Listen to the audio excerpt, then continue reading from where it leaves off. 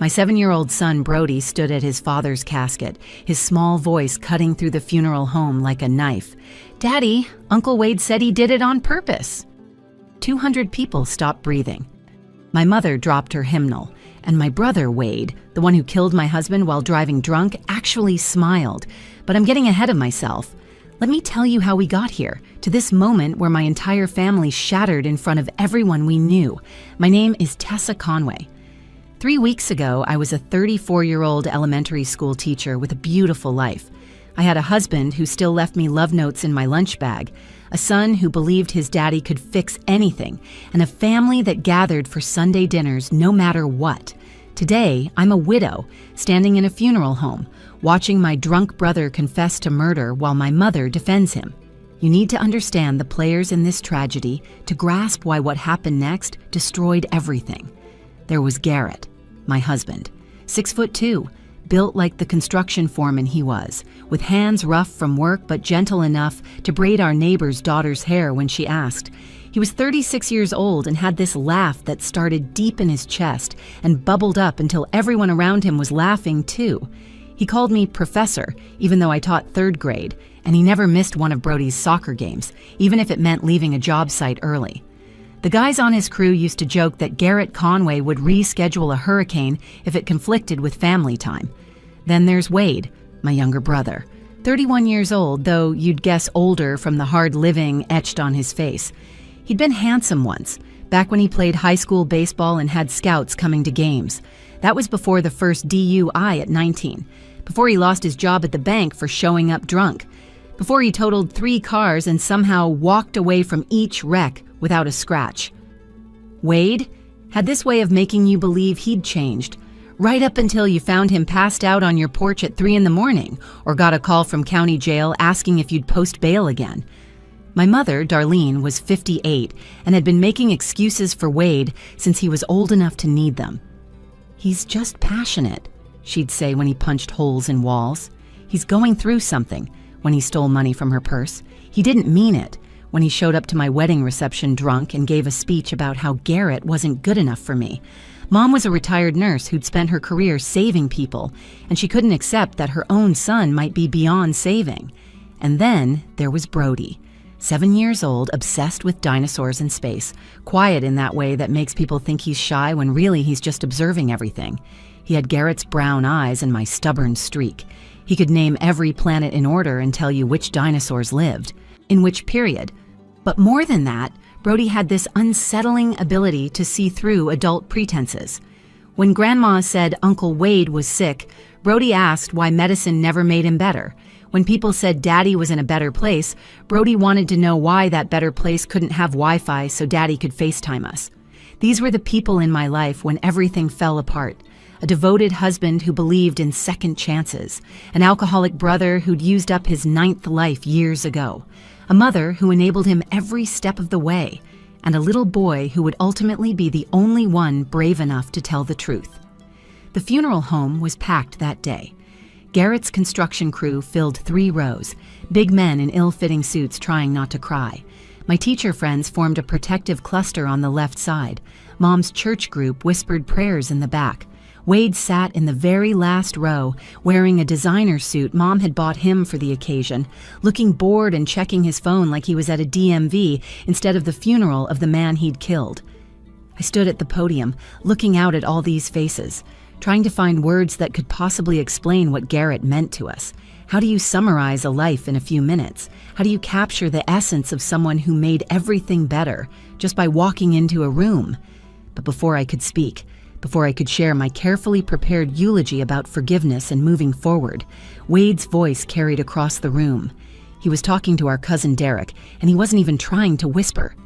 Honestly, he should have seen me coming. The pole was right there. Not my fault he didn't react fast enough. That's when everything started to unravel. That's when a funeral became a crime scene. That's when my 7-year-old son walked to his father's casket and spoke 11 words that changed everything. But to understand the full impact of that moment, you need to know what happened in the 3 weeks between Garrett's death and this funeral You need to know about the last morning I saw my husband alive, the promises he made to our son, and the phone call that shattered our world. You need to know about Wade's history, Mom's enabling, and the decision that put my husband in a car with a drunk driver who harbored more resentment than any of us realized. Most of all, you need to know why a 7-year-old boy found the courage to speak up when every adult in his life was choosing comfortable lies over uncomfortable truths. This is that story. 3 weeks before the funeral, our Thursday morning started like hundreds of others. Garrett stood at the stove, spatula in hand, carefully pouring pancake batter into dinosaur shapes. He'd bought special molds after Brody mentioned once that regular circles were boring. That was Garrett's way. He heard you, really heard you, and then did something about it. "Is that a T-Rex or a Brachiosaurus?" Brody asked, standing on his tiptoes to peer at the griddle. "It's supposed to be a Stegosaurus, buddy, but I think I messed up the plates on his back." Garrett flipped the pancake, revealing a somewhat lopsided creation. "Maybe it's a new species, Goretosaurus." Brody giggled, that pure 7-year-old laugh that made everything else fade away. I sat at the kitchen table, red pen in hand, grading spelling tests while stealing glances at my two favorite people. The morning sun streamed through our window, highlighting the flour dust on Garrett's cheek. "Remember, I'm working late tonight on the Morrison project," Garrett said, sliding a dinosaur pancake onto Brody's plate. "Big inspection tomorrow, so I need to make sure everything's perfect." "Can I come see the building?" Brody asked through a mouthful of pancake. "When it's finished, absolutely.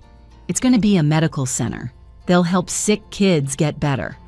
Garrett poured coffee into my favorite mug, the one Brody made at summer camp with "World's Best Mom" painted in crooked letters. "Oh, and Wade's picking me up from the site tonight." My pen stopped moving. "Wade? Why?" "Your mom asked? Said he needs to feel useful, contribute something positive. He's been sober 3 months, Tess." 3 months isn't that long, Garrett. Remember Christmas? Remember Thanksgiving? Remember our anniversary dinner when he showed up at the restaurant?" Garrett sat down beside me, his hand covering mine. "I know you're worried, but he's your brother. Your mom says he's really trying this time. New sponsor, going to meetings every day. Maybe showing him some trust will help. Or maybe putting him behind the wheel of a car will kill someone." The words hung in the air. Garrett squeezed my hand.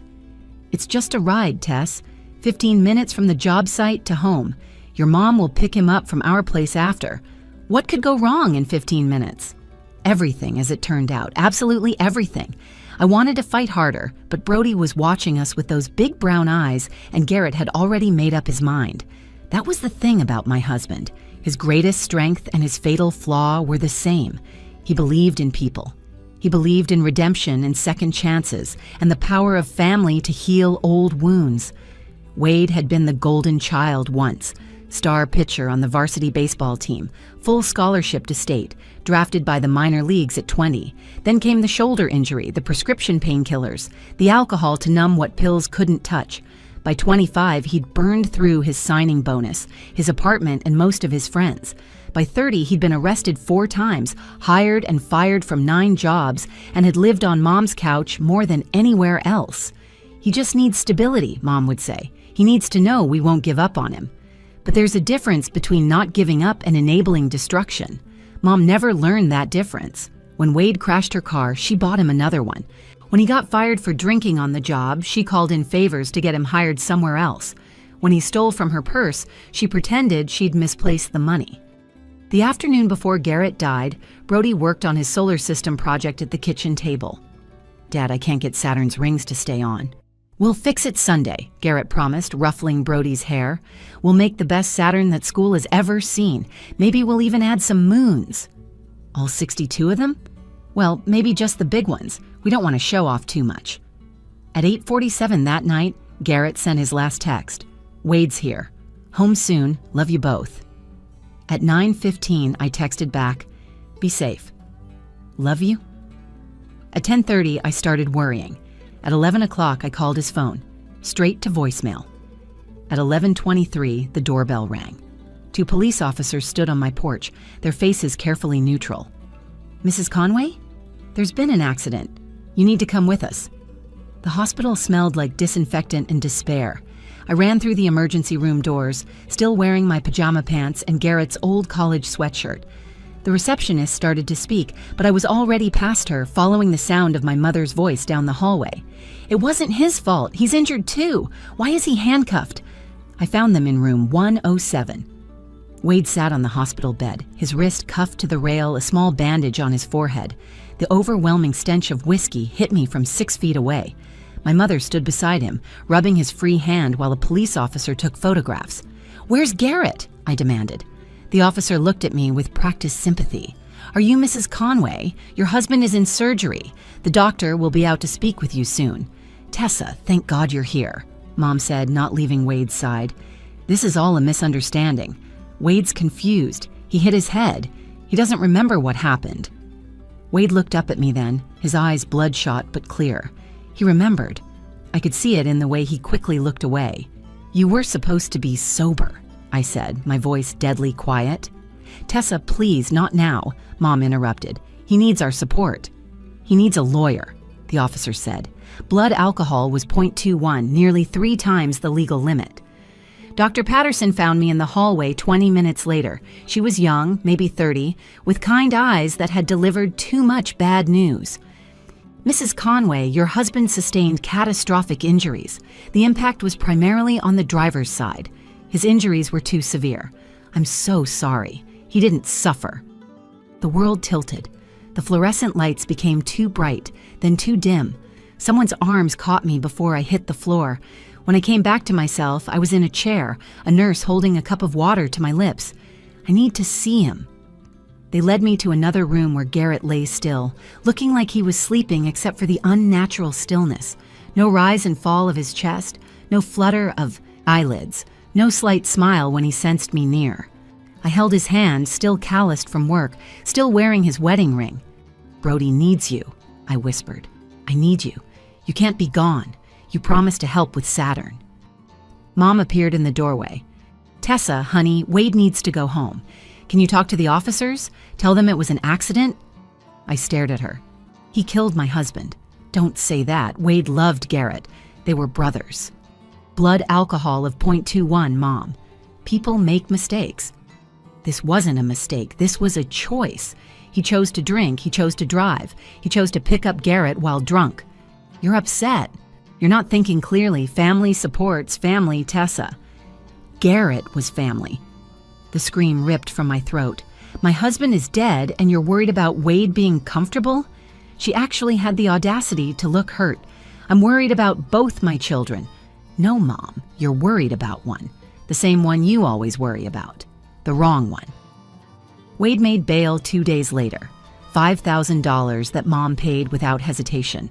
The same amount she'd said was too much when Garrett wanted to borrow it for equipment to start his own construction company last year. I spent those days in a haze, choosing a casket while Wade slept in his own bed, writing an obituary while Wade posted on Facebook about needing prayers during this difficult time, planning a funeral while Wade's lawyer, paid for by Mom, started building a defense around momentary distraction and unfortunate circumstances. The flowers arrived the morning of the funeral, a massive arrangement of white roses with a card, "Sorry for your loss, Wade." Not, "I'm sorry I killed him." Not, "I'm sorry I drove drunk." Not, "I'm sorry I destroyed your family." Just sorry for your loss, like Garrett had died of cancer or old age instead of being murdered by someone he trusted. Brody found me crying over those flowers. Why did Uncle Wade send flowers? "I don't know, baby." "He called last night," Brody said quietly, "when you were in the shower." My blood turned cold. What did he say? He said Daddy should have seen him coming. He said it was Daddy's fault for not moving fast enough. He said if Daddy had been paying attention, he'd still be alive. The rage that filled me was pure and powerful. Wade was already spinning this, already making himself the victim, already rewriting history, and he was poisoning my son with his lies. Listen to me, Brody. What happened to Daddy was not his fault. Uncle Wade made bad choices. Do you understand? Then why does Grandma keep saying it was an accident? I didn't have an answer that a 7-year-old could understand. How do you explain enabling to a child? How do you explain that sometimes love becomes so twisted it protects the guilty and abandons the innocent? We're going to the funeral now, I said instead, and we're going to say goodbye to Daddy properly. The morning of the funeral arrived gray and drizzling, as if the sky understood what we'd lost. I stood in my bedroom staring at 2 dresses laid out on the bed. The black one Garrett bought me for our anniversary last year, or the navy one I wore to his company Christmas party. Such a stupid decision to agonize over, but it felt like the only thing I could control. Brody appeared in the doorway, already dressed in his little suit. "Mom, I don't want to go." "I know, baby. I don't want to either." "Will Uncle Wade be there?" The question made my stomach turn. "Grandma says he will be. I don't want to see him." I knelt down, taking his small hands in mine. "You don't have to talk to him. You don't have to go near him. We'll say goodbye to Daddy and then we'll leave." "Uncle Wade called again this morning," Brody said, his voice barely above a whisper. "While you were getting dressed, he said not to tell you about what he said before. He said if I told anyone what he said about Daddy not moving fast enough, the same thing might happen to you." The room went silent except for the rain against the windows. My 7-year-old son had just told me that my brother, the man who killed my husband, had threatened me through my child. "Brody, look at me. Did he really say that?" "He said you drive that same road to work. He said accidents happen all the time. He said I should think about that before I open my mouth." I pulled Brody against me, holding him tight while my mind raced. Wade wasn't just drunk during the accident. This was something darker, something planned. The construction site was nowhere near Wade's usual haunts. He'd gone out of his way to pick up Garrett, and now he was threatening witnesses, even a child. "Brody, you did the right thing telling me. Uncle Wade is sick, and he's saying things to scare you, but I won't let anything happen to us. I promise." I made a decision in that moment. I'd been planning to deliver a careful eulogy about forgiveness and healing, words designed to keep peace in the family. Mom had even reviewed it, suggesting I add a line about how Garrett wouldn't want us to harbor anger. But Wade had crossed a line. He'd threatened my child. The polite funeral, the quiet grief, the family solidarity Mom wanted, all of that died the moment Wade tried to silence my son. We arrived at the funeral home 40 minutes early. Rex, Garrett's foreman, was already there with 5 other guys from the crew. They'd driven 2 hours from a job site to be here. "Tessa, we heard Wade's coming," Rex said, his jaw tight. "The boys and I wanted you to know we're here if you need anything. Garrett was family to us." "He's my brother," I said, though the words tasted bitter. "Mom insists he has the right to be here." "Rights," Rex spat. "What about Garrett's rights? What about yours?" Inside, the funeral director showed me to the family room. Garrett's casket was at the front, surrounded by flowers from his co-workers, our neighbors, Brody's school.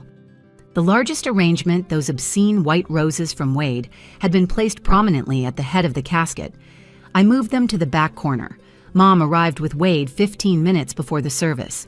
She had her arm through his, supporting him like he was the grieving widower. He wore a charcoal gray suit that probably cost more than Garrett made in a week, his hair freshly cut, looking every inch the successful man he'd never actually been.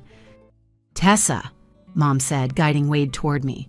"Wade wants to apologize." Wade couldn't even look at me. "Sorry about all this," he mumbled, like he'd knocked over a glass of water instead of destroying my life. "All this," I repeated. "That's what you call killing my husband? All this?" "Tessa, please," Mom said. "People are starting to arrive. Think about what Garrett would want." "Garrett would want to be alive," I shot back. Garrett would want to help his son with his solar system project. Garrett would want to see Brody graduate and get married and have kids of his own. Wade finally looked up, and there was something cold in his eyes. Garrett's not here to want anything anymore, is he? Maybe we should focus on the living. Is that a threat? "It's reality," Wade said, then walked to the back row and sat down, pulling out his phone like this was just another obligation to endure. People filed in over the next 20 minutes. Teachers from my school, parents from Brody's soccer team, clients whose homes Garrett had built. They offered condolences, shared memories, carefully avoided mentioning how he died. The elephant in the room sat in the back row, texting. When it was time for my eulogy, I stood at the podium with my prepared speech in hand. I looked out at the crowd, at my mother's pleading eyes, at Wade's indifference, at my son's brave little face. Then I folded up the speech and put it aside. My husband believed in second chances, I began, my voice steady. He believed in redemption and family loyalty. That belief killed him. The funeral home fell completely silent. 200 people held their breath as I stood at the podium, my prepared speech abandoned, my voice cutting through the thick air. Garrett died because he trusted the wrong person, because he believed family deserved infinite chances, because he got into a car with a drunk driver who had promised he was sober. Mom stood up from her front row seat. Tessa, this isn't the time or place. When is the time, Mom? When Wade kills someone else? When he threatens another child? Wade's head snapped up from his phone. The construction crew shifted in their seats, a wall of flannel and barely contained rage. Rex's knuckles were white as he gripped the pew in front of him. Wade stood up, his voice carrying across the room. You always were dramatic, Tessa. Can't even let Mom grieve in peace.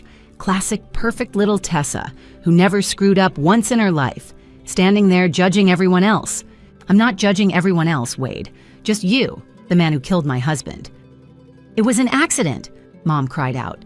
Wade didn't mean for this to happen. Wade laughed then, a harsh sound that made several people flinch. You want to know what happened? You really want to know? Your precious Garrett spent the whole ride lecturing me. Wade, you need to get your life together. Wade, you're disappointing everyone. Wade, you're 41 years old living on your mother's couch. Like I didn't know all that. Like I needed St. Garrett to explain my own failures to me. He was swaying now, and I realized with sick certainty that he was drunk.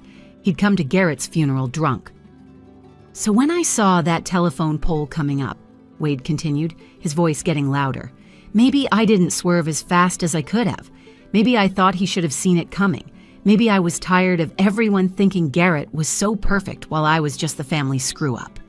The gasps rippled through the crowd like a wave. Someone in the back shouted, "You murdered him!" Mom's face had gone white. Wade doesn't mean that. He's grieving. It was an accident. Tell them it was an accident. Wade turned to face Mom. Was it? Was it really, Mom? Or was it 31 years of being compared to everyone else? 31 years of, why can't you be more like Tessa? Or look how well Garrett's doing. Maybe I wanted him to shut up for once. That's when Brody stood up. My 7-year-old son walked past me, past the flowers straight to his father's casket. He placed his small hand on the polished wood, and when he spoke, his voice was clear and devastating. Daddy, Uncle Wade called me last night. He said he did it on purpose. The funeral home went so quiet you could hear the rain on the roof. Brody turned to face everyone, tears streaming down his face, but his voice steady. He called me twice. The first time, he said Daddy should have moved faster, that it was Daddy's fault for not getting out of the way. The second time, this morning, he said if I told anyone, the same thing would happen to Mommy. He said accidents happen all the time on her way to work. Wade's face drained of all color.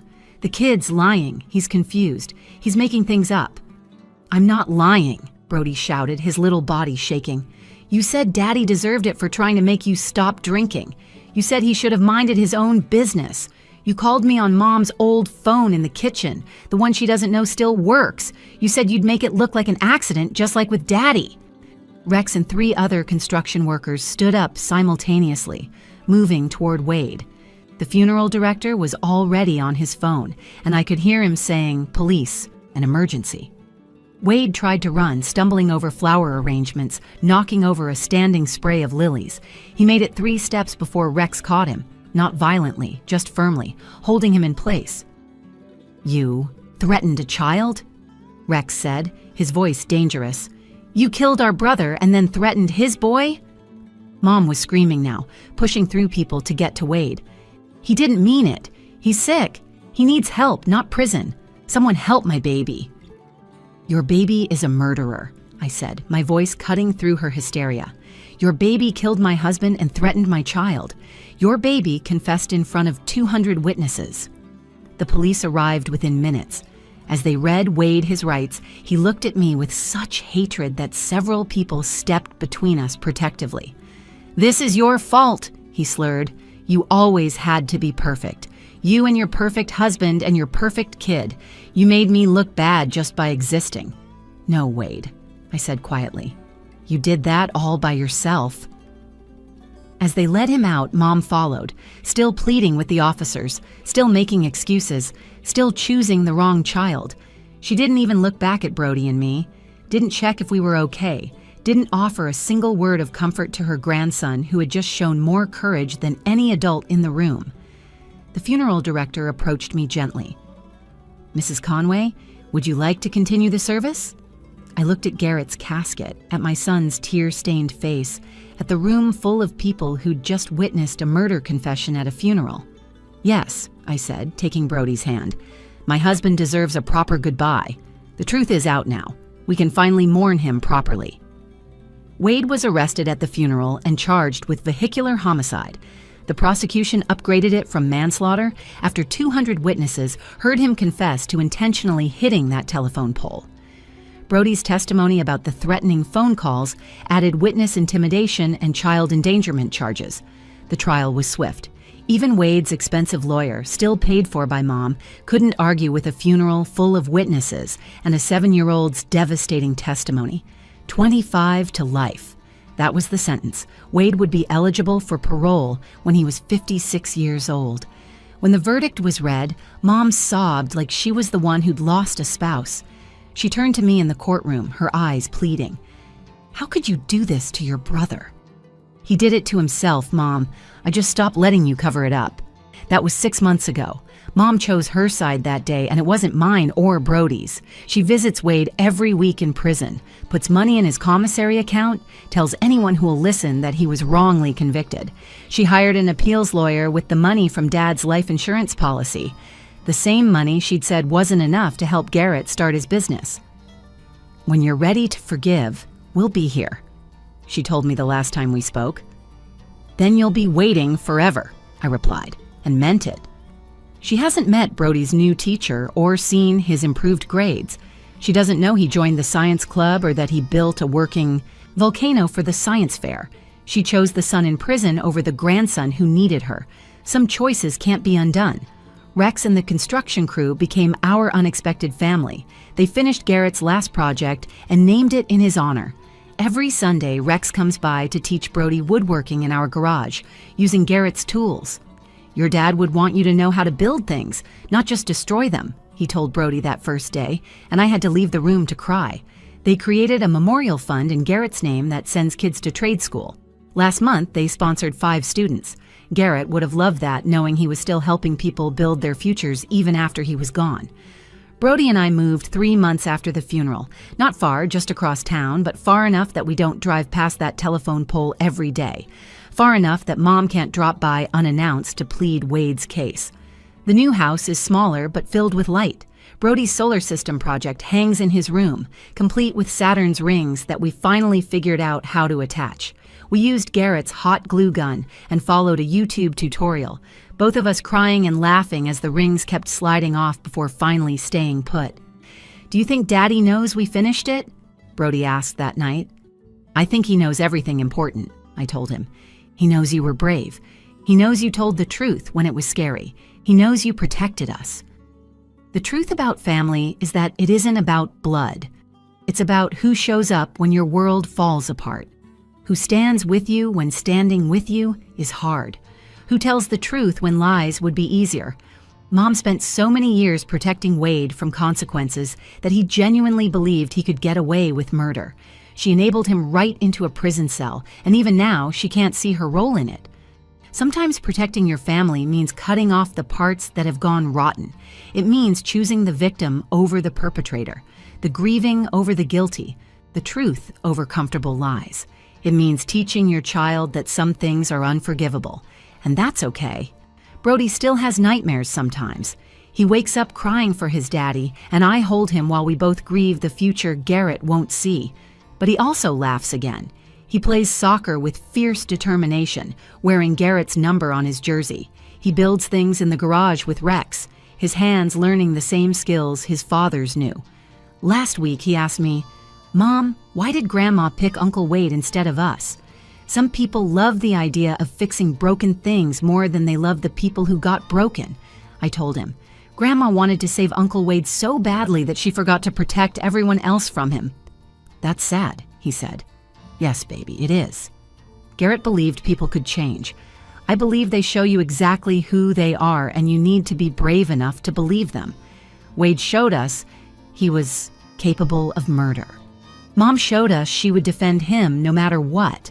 And Brody showed us that sometimes the smallest voice in the room carries the most powerful truth. That funeral became infamous in our town. The funeral where a drunk driver confessed to murder, where a 7-year-old boy exposed a killer, where a family destroyed itself in front of 200 witnesses. But for Brody and me, it was the day we stopped pretending, stopped keeping secrets, stopped protecting people who didn't deserve protection. Garrett is buried in Riverside Cemetery under an oak tree. His headstone reads, "Beloved husband, devoted father, builder of dreams." Every Sunday after woodworking lessons, Brody and I bring fresh flowers. We tell him about our week, about Brody's science projects, about the life we're building without him, but never forgetting him. The last time we visited, Brody left a small toy Saturn on the headstone. "So Daddy knows we figured it out," he explained. We did figure it out.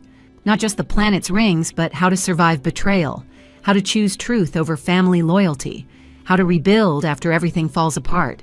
We learned that justice sometimes comes from the mouths of children, and that the people who are supposed to protect you sometimes become the ones you need protection from. Wade took Garrett's life. Mom's enabling made it possible, but Brody's courage made sure Wade couldn't hurt anyone else.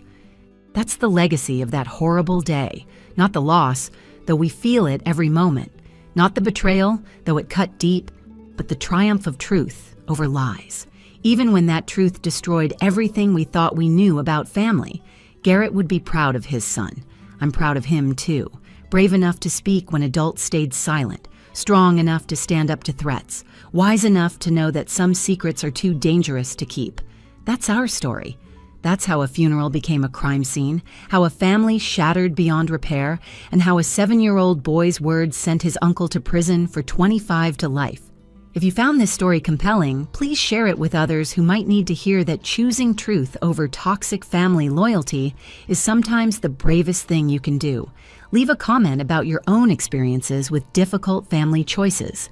And don't forget to subscribe to our channel for more real-life stories that explore the complex realities of family, justice, and survival. Thank you for listening to our story. Thank you for witnessing our truth.